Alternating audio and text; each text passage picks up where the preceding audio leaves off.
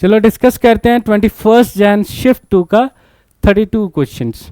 ठीक है, according to question the pulley is shown in the figure, यहाँ पर डायग्राम दे रखा है, पुली ब्लॉक का सिस्टम दिया हुआ है, थिन रिम है, using a thin rim and 2 rods of equal length equal to the diameter of the rim. ठीक है, तो इसको रिम बोला है, ये जो सर्कल है इसको रिम बोला है, और बीच में ये जो दो क्रॉस लाइंस दिख रही है ये रॉड्स है बेसिकली। ठीक है, ये रॉड्स हैं। ठीक है, the rim and the each rod has a mass m, तो सबका मास m दे रखा है। The 2 blocks of mass m and small m, तो एक का मास m है एक का स्मॉल m है, are attach to the end of the light string passing over this pulley. ठीक है, और आपको पूछा है कि जब इसको रिलीज किया जाएगा magnitude of the acceleration experience by the blocks, ये हमें करना है। तो ये m वाला ब्लॉक अगर हैवी मानते हैं तो m वाला ब्लॉक जब नीचे मूव करेगा वेट की वजह से, तो स्मॉल m वाला ब्लॉक ऊपर जाएगा और आपका ये जो रिम है वो रोटेट करेगा। तो आपको बताना है कितना एक्सेलरेशन होगा। ठीक है, तो पहले तो हम लोग एक्सेलरेशन मार्क कर देते हैं। ये ब्लॉक ए नीचे जाएगा तो ये वाला ब्लॉक ऊपर आएगा, ये हम कंसीडर कर रहे हैं कि कैपिटल M लार्जर है स्मॉल m से, और साथ में पुली रोटेट भी करेगा, तो पुली का रोटेशन जो होगा वो कैसा होगा, क्लॉकवाइज, तो उसका अल्फा भी एज्यूम कर लेंगे। इसके अलावा टेंशन है हमारे पास, फ्री बॉडी डायग्राम ड्रॉ कर लेते हैं। ठीक है, तो अलग से तीनों का फ्री बॉडी डायग्राम देखो ऐसा दिखेगा। तो ब्लॉक के लिए तो ये ब्लॉक कैपिटल M, दूसरा स्मॉल m, और ये रहा पुली। ठीक है, पुली एक रिम और साथ में 2 रॉड। अब इसके फ्री बॉडी डायग्राम ड्रॉ करेंगे तो यहाँ पर mg, ऊपर की तरफ टेंशन T2 और एक्सेलरेशन डाउनवर्ड, स्मॉल m का लिए ग्रेविटी नीचे, ऊपर टेंशन T1 और acceleration A। Due to constraint acceleration same रहेगा बट टेंशन दोनों साइड सेम नहीं रहेगा due to friction on the pulley. और पुली का फ्री बॉडी डायग्राम, इधर आ गया T1, इधर आ गया T2, और ये रोटेट कर रहा है m। साथ में इसका वेट भी होगा, ऑब्वियसली इसका वेट भी होगा, तीनों का वेट मिलाकर 3 mg हो जाएगा, रॉड और रिम सबका मिला के। तो इस तरह से आपका फ्री बॉडी डायग्राम। अब हमें इक्वेशंस लिखनी है, तो अब क्योंकि ब्लॉक ट्रांसलेशनल मोशन कर रहे हैं तो यहाँ पे ट्रांसलेशनल मोशन की इक्वेशन आएगी which is net force equal to mass into acceleration. तो चलो ट्रांसलेशनल इक्वेशन लिखते हैं। तो m, कैपिटल M के लिए इक्वेशन क्या आएगी, mg minus T2 equal to mass into acceleration.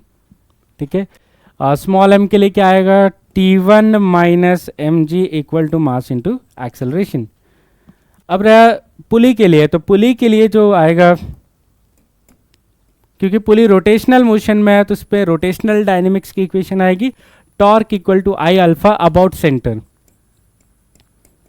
ठीक है, अबाउट सेंटर। तो सेंटर के लिए अगर हम इक्वेशन लिखते हैं तो देखो T2 का जो टॉर्क है वो क्लॉकवाइज है तो पॉजिटिव आएगा, तो force into r perpendicular which is radius, minus T1 का टॉर्क एंटी क्लॉकवाइज है इसलिए माइनस में है, T1 into r perpendicular equal to I into alpha. और आई जो है वो मोमेंट ऑफ इनर्शिया है जो आप यहाँ से कैलकुलेट कर सकते हो, क्योंकि रिम अगर मोमेंट ऑफ इनर्शिया हम निकालेंगे तो रिम को हम रिंग की तरह ट्रीट करेंगे, तो रिंग की वजह से इसका moment of inertia mr² plus 2 rods भी है। ठीक है, तो 2 रॉड का मोमेंट ऑफ इनर्शिया क्या आएगा, 2 टाइम्स फॉर ईच रॉड के लिए कितना आएगा, ml²/12। तो ml क्योंकि उनका लेंथ 2r है डिवाइडेड बाय 12। ठीक है, ml²/12, ऐसे 2 रॉड्स हैं तो इसलिए इंटू 2, तो ये कितना आ जाएगा देखो, ये इधर हो गया 6, तो mr² plus 4mr² divided by 6, ये 2 ये 3, तो यहाँ से आ गया 5/3 mr²। ये मोमेंट ऑफ इनर्शिया निकालने के लिए आपको ये रॉड और रिम दे रखा था, तो मोमेंट ऑफ इनर्शिया आ गया। अब देखो, और last equation, no slipping condition की वजह से ए की वैल्यू किसके बराबर होगा, अल्फा। ठीक है, अब इन चारों इक्वेशन को सॉल्व करोगे आपको एक्सेलरेशन की वैल्यू मिल जाएगा। बट आप देख रहे हो टाइम कितना लग रहा है इन चारों इक्वेशन को सॉल्व करने में और सारा ये फॉर्मेट करने में। अगर आप एक स्मार्ट सॉल्विंग करना चाहते हो तो आपको ये फॉर्मूला याद रखना चाहिए। जब भी हमारा सवाल पुली और उसके दोनों साइड ब्लॉक M ऐसे हैंगिंग पोजीशन में है और इनका एक्सेलरेशन निकालना है, ठीक है, और इसका मोमेंट ऑफ इनर्शिया I है, तो इसका डायरेक्ट रिजल्ट याद रखते हैं हम लोग क्या याद रखते हैं, एक्सेलरेशन डायरेक्ट इक्वल टू क्या होता है, नेट पुलिंग फोर्स।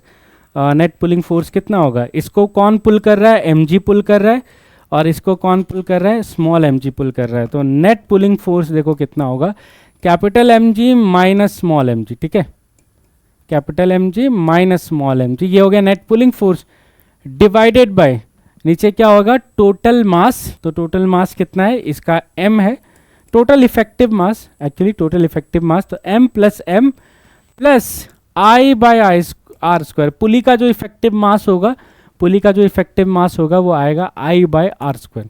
बस इससे पुट करते आपका विद इन 1 मिनट ये क्वेश्चन सॉल्व हो जाएगा, and you can avoid all those calculation. जैसे इसमें वैल्यू पुट करते देखो आंसर क्या आ रहा है, m minus small m into g, और यहाँ पर कैपिटल M स्मॉल m और आई बाय आर स्क्वायर करो, यहाँ पे दिख रहा है आर स्क्वायर करोगे तो 5/3 आ जाएगा ये, तो 5m/3 डायरेक्ट।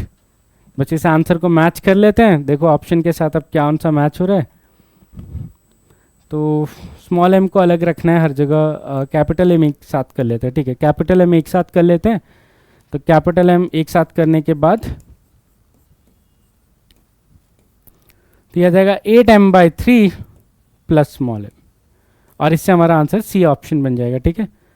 हाँ, सी ऑप्शन हमारा सही हो जाएगा। तो अगर आप ये कैलकुलेशंस अवॉइड करना चाहते हो तो ये शॉर्टकट जो है वो याद रख लो, इससे आपका question with in minute solve हो जाएगा।